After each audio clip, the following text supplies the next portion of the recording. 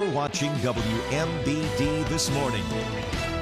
Welcome back and thank you for joining us on this Thursday morning. It is 6:37 and I am here with our winner of this year's Remarkable Woman, Dr. Channing Petrak. Thank you so much for coming this morning and congratulations on your big win. Thank you very much.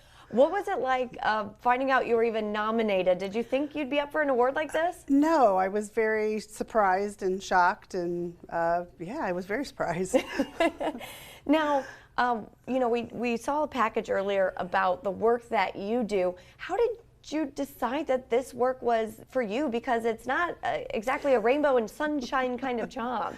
Yeah, everybody asks that. And honestly, I don't quite know, but sometimes you just find the work that you do well and needs to be done and fits well with, you know, your skill set, personality, and so that's just kind of how I fell into it. I really enjoy it.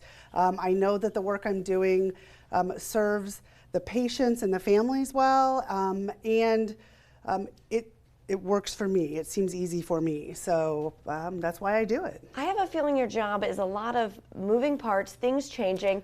What are some of the main challenges that you face in your job, and how do you overcome them? It's very different than, you know, regular pediatrics. It's a lot of hurry and wait, so things happen fast, and then there's lull time, and so it's the keeping things going, making sure everything's falling into place.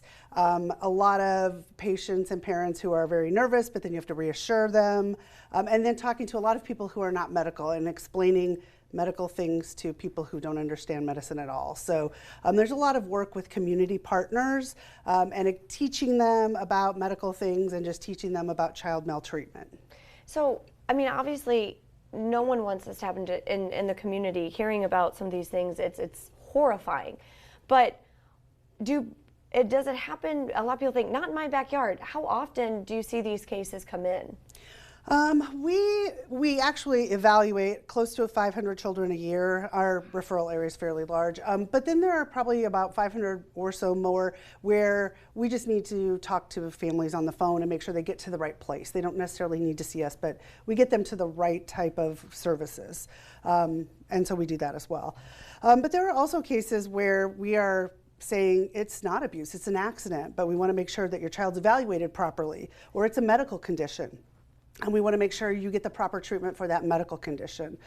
So we're doing all of those services as well.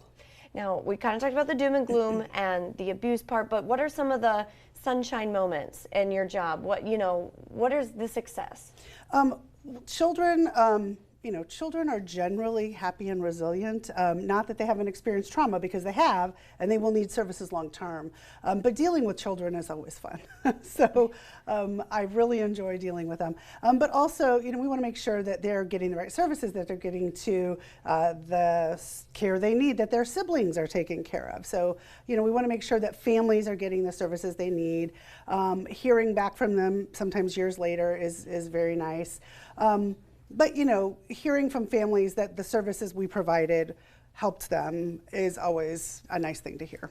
Well, again, a huge congratulations to our winner, Dr. Channing Petrak, and we do have some wonderful flowers for you. Oh my gosh, thank you so much. Thank you. Isn't that beautiful? Thank you. I mean, the work you do is incredible, and thank you so much for joining us this morning and sharing your story with us. Thank you. All right, we'll be right back after this break.